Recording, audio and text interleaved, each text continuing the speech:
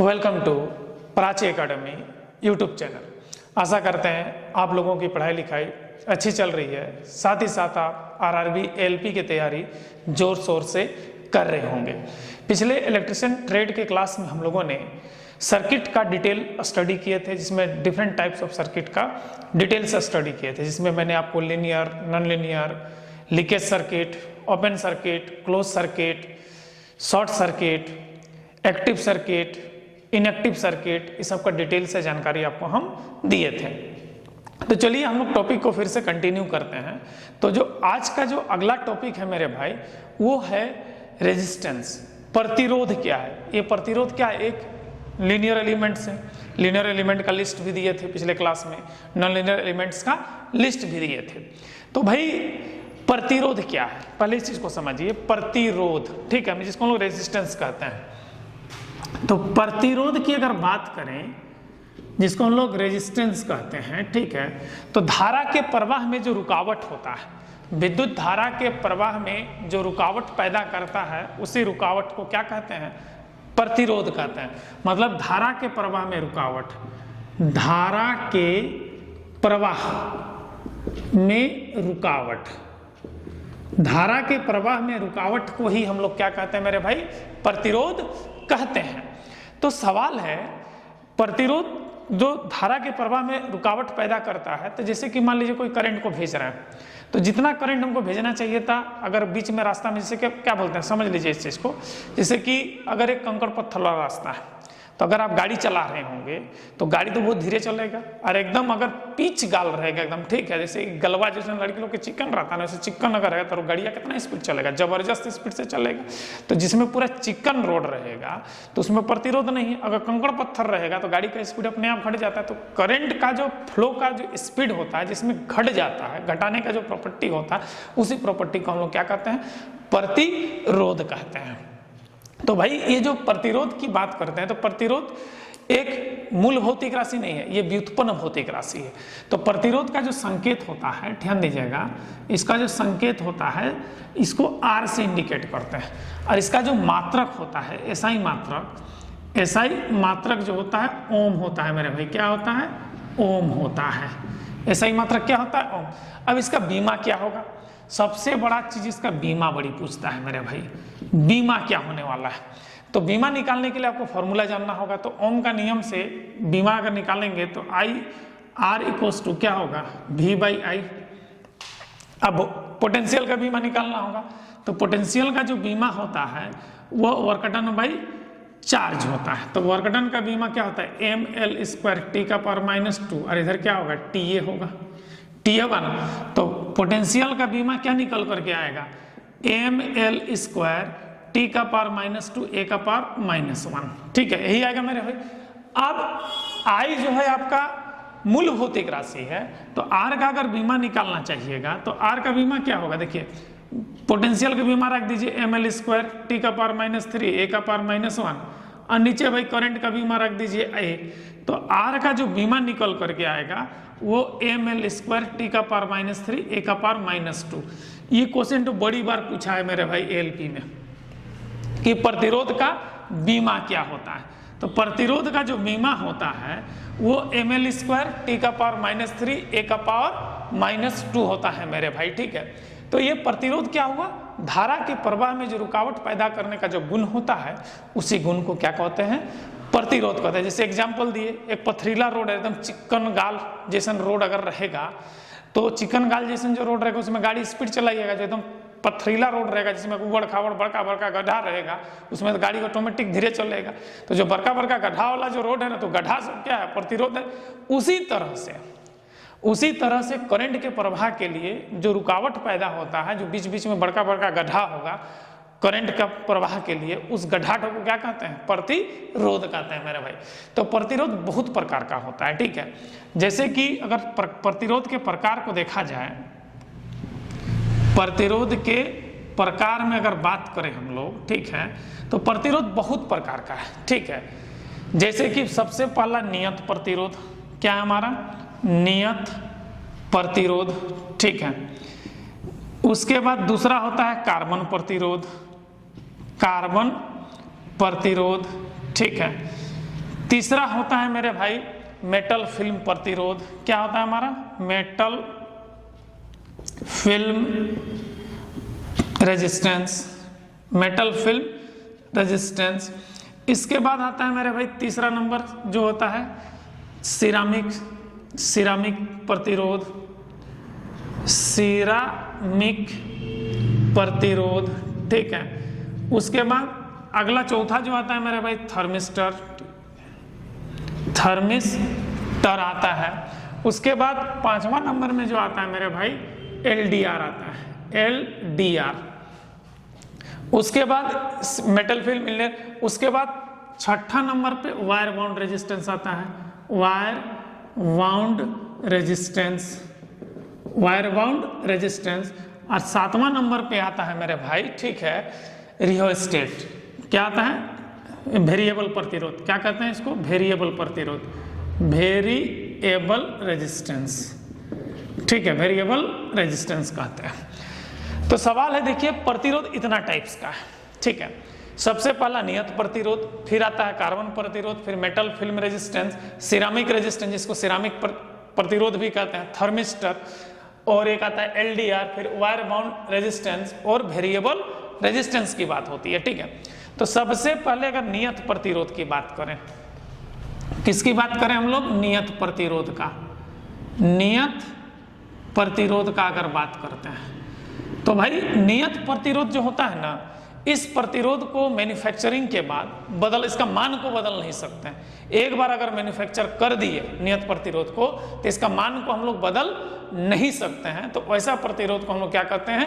नियत प्रतिरोध कहते हैं। तो ये किसी भी टाइप का प्रतिरोध हो सकता है, इनमें से किसी भी टाइप का जिसका मान को बदला नहीं जा सके आफ्टर मैन्युफैक्चरिंग, उसको हम लोग क्या कहते हैं? नियत प्रतिरोध कहते हैं। इसका जो सिंबल होता है कुछ इस टाइप से होता है। ये जो सिंबल है मेरे भाई, ये आपका नियत प्रतिरोध का सिंबल है। और ये क्या है? हमारा बाई डायरेक्शनल डिवाइस है। ये और रैखिक है और रैखिक नहीं है, ठीक है। ये क्या हमारा? रैखिक यानी लिनियर डिवाइस है। बाई डायरेक्शनल के साथ साथ क्या हमारा? लिनियर डिवाइस भी है।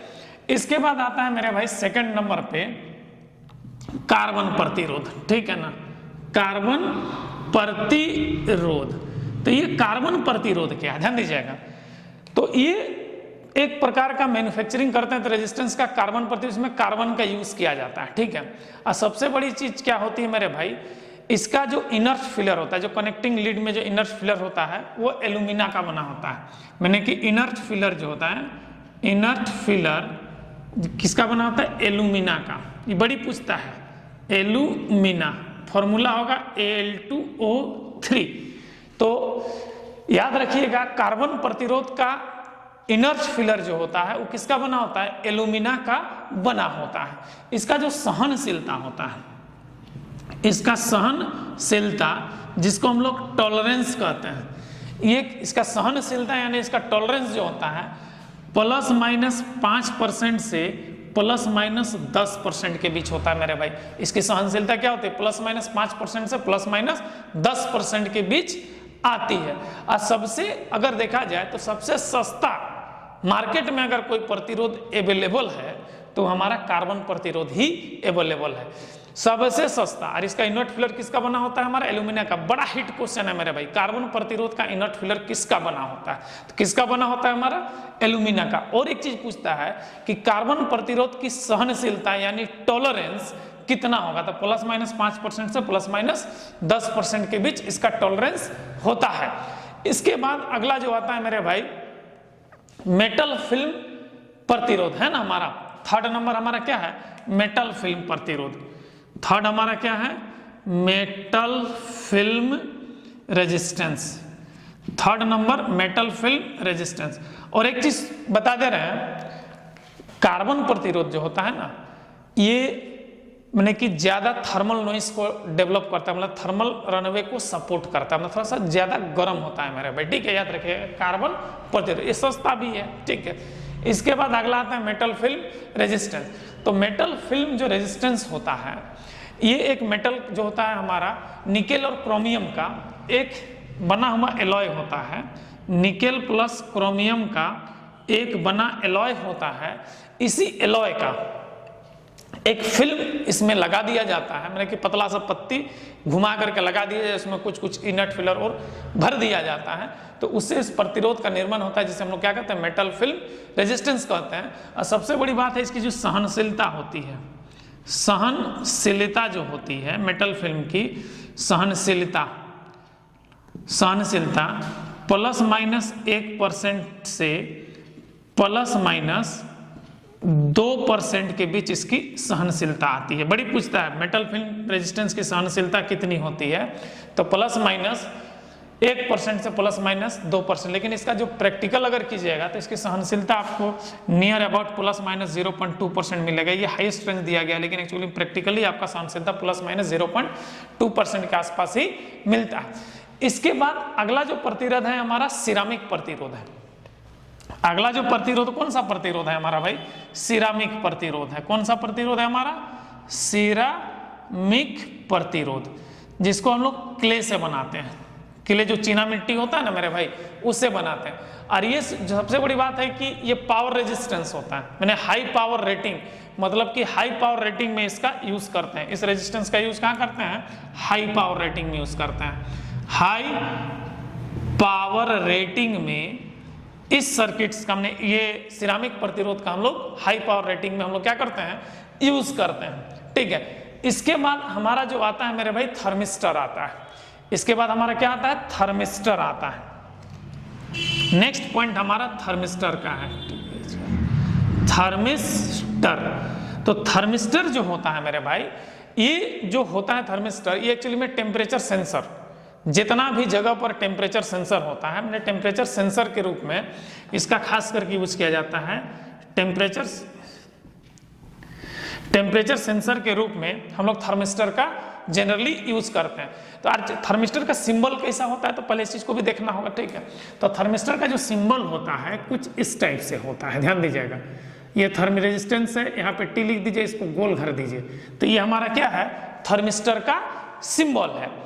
थर्मिस्टर आपका दो प्रकार का होता है मेरे भाई, ठीक है। एक होता है इसका पीटीसी और एक होता है एनटीसी। पीटीसी का मतलब होता है पॉजिटिव टेम्परेचर कोफिशिएंट, और एनटीसी का मतलब होता है नेगेटिव टेम्परेचर कोफिशिएंट। पीटीसी का मतलब पॉजिटिव टेम्परेचर कोफिशिएंट और एनटीसी का मतलब नेगेटिव टेम्परेचर कोफिशिएंट होता है। तो अब यहाँ पे समझिए, जो थर्मिस्टर पीटीसी होगा, जो थर्मिस्टर क्या होगा हमारा, पीटीसी होगा, तो उसमें अगर टेम्परेचर बढ़ेगा ना मेरे भाई, तो उसका रेजिस्टेंस बढ़ेगा। मतलब इसमें अगर टेम्परेचर अगर इंक्रीज करता है, टेम्परेचर अगर इंक्रीज करेगा तो रेजिस्टेंस भी क्या करेगा, इंक्रीज करेगा। लेकिन इसमें एनटीसी में क्या है कि अगर टेम्परेचर इंक्रीज करेगा ना, तो रेजिस्टेंस क्या करेगा, डिक्रीज करेगा। मतलब आपका जो थर्मिस्टर है, थर्मिस्टर आपका दो टाइप का हो गया, पहला पीटीसी और दूसरा क्या हो गया हमारा, एनटीसी हो गया। तो जो पीटीसी थर्मिस्टर होगा उसमें अगर टेम्परेचर बढ़ेगा तो रेजिस्टेंस बढ़ेगा, टेम्परेचर घटेगा तो रेजिस्टेंस घटेगा। और एनटीसी में क्या होगा कि अगर टेम्परेचर बढ़ेगा तो रेजिस्टेंस घटेगा और टेम्परेचर घटेगा तो रेजिस्टेंस वाला बढ़ जाएगा। मतलब ये दो डुअल नेचर वाला रेजिस्टेंस आपको देखने को मिलेगा, आपको किसमें, थर्मिस्टर में। इसके बाद जो नेक्स्ट पॉइंट है हमारा एलडीआर का है। नेक्स्ट रेजिस्टेंस क्या है मेरे भाई, एलडीआर, जिसको हम लोग लाइट डिपेंडेंट रेजिस्टेंस कहते हैं। क्या कहते हैं, लाइट डिपेंडेंट रेजिस्टर एलडीआर को कहते हैं। और ये जनरली बना होता है कैडमियम सल्फाइड CdS का बना होता है। मतलब इसका जो सिंबल होगा कुछ इस टाइप से होगा मेरे भाई, ध्यान दीजिएगा। ये इसका सिंबल हमारा इस टाइप से होगा एलडीआर का। मतलब इसमें जो होता है एलडीआर रेजिस्टेंस का ध्यान खास करके ऑटोमेटिक स्विच बनाने में, और ये थर्मिस्टर का जो होता है हम लोग टेम्परेचर सेंसर बनाने में यूज करते हैं। जैसे कि जितना भी आतंकवादी सरगना है इसका बड़ा जल्दी जो बम का टाइमर बनाने में खास करके एलडीआर का यूज करते हैं, ठीक है। क्योंकि ये टाइमर सर्किट्स के रूप में इसका यूज किया जाता है, क्योंकि इसमें जैसे ही लाइट पड़ेगा तो ये अपना रेजिस्टेंस को कम कर देगा। रेजिस्टेंस को कम करेगा तो करंट हाई फ्लो होगा, जो भी सर्किट को ऑन करना है ऑटोमेटिक ऑन हो जाता है। तो एलडीआर एक्चुअली में हम लोग ऑटोमेटिक स्विच चाहे किसी भी टाइप है, जैसे कि हम लोग फोटो शूट करते हैं टाइमर सेट करके कैमरा में, तो कुछ देर के बाद अपने आप फोटो क्लिक कर लेता है, तो वो भी कहीं ना कहीं एलडीआर का ही फंक्शन है वहां पे। और वो एलडीआर किसका बना होता है, कैडमियम सल्फाइड। किसका बना था, CdS यानी कैडमियम सल्फाइड का बनाते हैं। कंबाइंड डिफेंस सर्विस नहीं, वो समझ लेना, ठीक है। सीडीएस को यूपीएससी का एग्जाम भी होता है, ठीक है। सीडीएस क्या है, यूपीएससी का एग्जाम भी होता है, तो कंबाइंड डिफेंस सर्विस नहीं, ये क्या कैडमियम सल्फाइड है, ठीक है। तो ये आपका एलडीआर है। तो ये एलडीआर का फंक्शन तो समझ में आएगा कि जहां भी ऑटोमेटिक स्विच की बात होगी, चाहे फोटोवोल्टिक से जैसे सोलर प्लेट की बात कर रहे हैं, तो सोलर प्लेट में भी हमारा एलडीआर लगा रहता है। इसके बाद आता है मेरे भाई वायर बाउंड रेजिस्टेंस। अगला क्या आता है मेरे भाई, wire bound resistance, wire bound resistance आता है, ठीक है। तो ये वायर बाउंड रेजिस्टेंस क्या होता है, ध्यान दीजिएगा। ये जो अभी ठंडा का दिन चल रहा है, तो सबके घर में देखिएगा हीटर लगा होगा, ठीक है ना, हीटर लगा है। तो उस जो हीटर लगा हुआ है, तो वो जो हीटर में जो एक बीच में रॉड लंबा सा लगा रहता है, वो एक्चुअली में रॉड जो होता है आपका वायर बाउंड रेजिस्टेंस है। खल के रॉड को देखिएगा, समझे ना, आपका घर में भी होगा, उसमें देखिएगा महीन महीन तार सिरामिक के ऊपर लपटा हुआ है, और वह किसका रहता है, कॉपर प्लस निकेल का, कॉपर प्लस निकेल का वायर होता है, जिसको हम लोग कंसंटेन वायर कहते हैं। क्या कहते हैं, कंसंटेन वायर कहते हैं। सबसे बेस्ट मैंने कि इसका निकेल प्लस वायर का जो होता है कंसंटेन वायर, साथ ही साथ ये हाई आप नाइक्रोम भी यूज कर सकते हैं। कंसंटेन वायर या नाइक्रोम का भी आप इस्तेमाल कर सकते हैं इसमें, मैंने किसका, हाई वायर बाउंड रेजिस्टेंस बनाने के। लेकिन कंसंटेन से ज्यादा हम लोग इसको कम यूज करते हैं, इसको हम लोग ज्यादा यूज करते हैं, किसको, नाइक्रोम को ज्यादा यूज करते हैं इसमें। ये एक क्या होता है कि हाई वाटेज और हाई फ्रीक्वेंसी सर्किट्स में इस रेजिस्टेंस को यूज करते हैं, खास करके हाई वाटेज वाला। तो जैसे कि हीटर में भैया हम हाई वाटेज चाहिए, ब्लोअर जितना भी ठंडा के दिन में यूज करते हैं रूम गर्म करने के लिए, तो उसमें जो हीटिंग एलिमेंट जो रहता है, जो वायर बाउंड रेजिस्टेंस है, वो क्या होता है, वायर बाउंड रेजिस्टेंस के रूप में ही यूज होता है। इसके बाद अगला जो आता है मेरे भाई, वो आता है वेरिएबल रेजिस्टेंस, वेरिएबल रेजिस्टेंस, ठीक है। अगला क्या आता है हमारा, वेरिएबल रेजिस्टेंस आता है। तो ये वेरिएबल रेजिस्टेंस क्या होता है, ध्यान दीजिएगा। तो वेरिएबल रेजिस्टेंस का बहुत सारा नाम है, जैसे इसको हम लोग मल्टी टर्म पोर्ट के नाम से भी जानते हैं, मल्टी टर्म पोर्ट भी कहते हैं, ठीक है। उसके बाद इसको पोटेंशियोमीटर भी कहते हैं,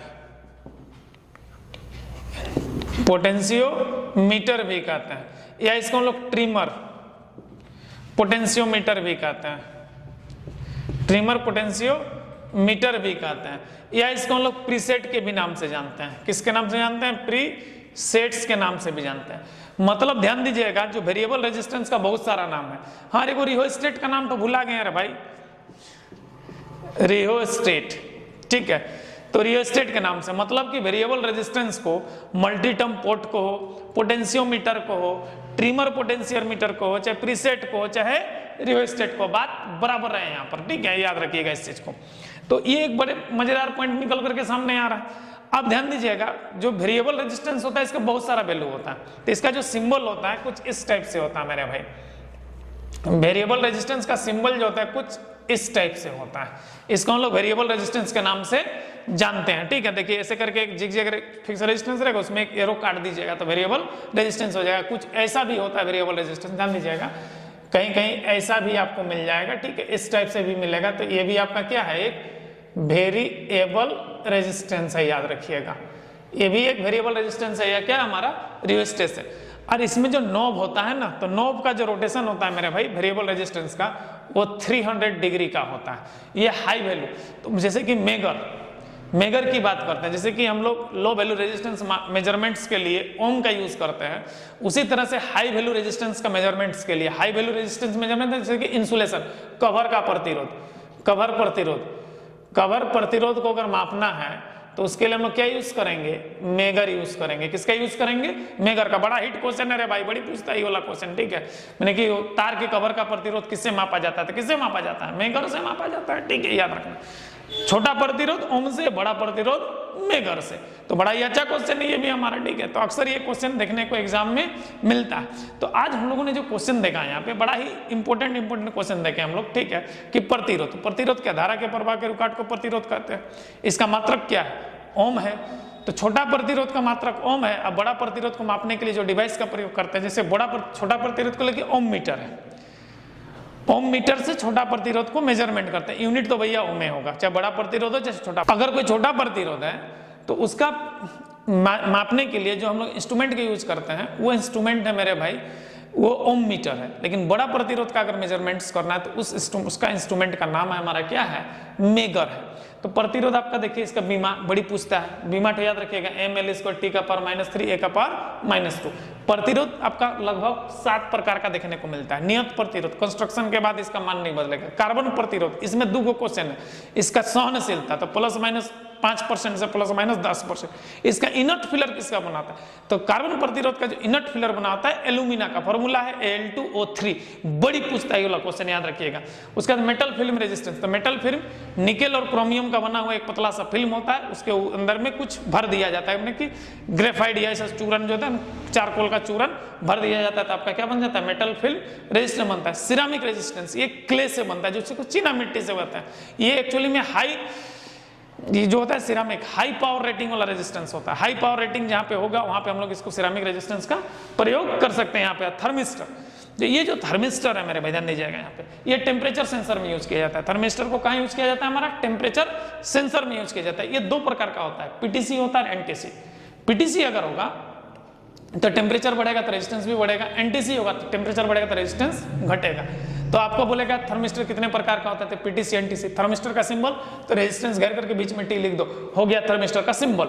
इसके बाद एलडीआर, बड़ी पूछता है एलडीआर का फुल फॉर्म क्या है, तो एलडीआर का फुल फॉर्म क्या है हमारा, लाइट डिपेंडेंट रजिस्टर। ये किसका बना होता है, सीडीएस, कंबाइंड डिफेंस सर्विस नहीं, कैडमियम सल्फाइड, याद रखना, ठीक है। इसका सिंबल ये होता है मेरे भाई, देख लो यहाँ पे सिंबल बना दिए, ठीक है। बड़ी पूछता है इसका, ठीक है ना, याद रखना। उसके बाद वायर बाउंड रेजिस्टेंस, तो वायर बाउंड रेजिस्टेंस जनरली जो होता है ये एक्चुअली में क्रोमियम नाइक्रोम का वायर से बना होता है। जो तुम्हारा अभी कहते हैं घर में जो हीटर होता है जब ब्लोवर होता है तो उसका जो हीटिंग एलिमेंट होता है एक्चुअली में वायर बाउंड रेजिस्टेंस ही होता है। उसके बाद वेरिएबल रेजिस्टेंस, ये जो है बहुत ही कारगर रेजिस्टेंस है सर्किट के लिए। इसका बहुत सारा नाम है, जैसे मल्टी टर्म पोर्ट को, पोटेंशियोमीटर को, ट्रिमर पोटेंशियोमीटर को, प्रीसेट को, रियोस्टेट को। और इसका जो नॉब रोटेशन होता है, मैक्सिमम रोटेशन 300 डिग्री का होता है। और इंसुलेशन प्रतिरोध मापने के लिए जिस डिवाइस का हम लोग प्रयोग करते हैं उस डिवाइस का नाम क्या है मेरे भाई, मेगर है। उस डिवाइस का नाम क्या है हमारा, मेगर है। इस मेगर का नॉब का भी रोटेशन आपका 300 डिग्री ही होता है। जो मेगर में एक नॉब होता है तो नॉब का जो रोटेशन होता है कितना, 360 नहीं होता, 300 डिग्री ही होता है।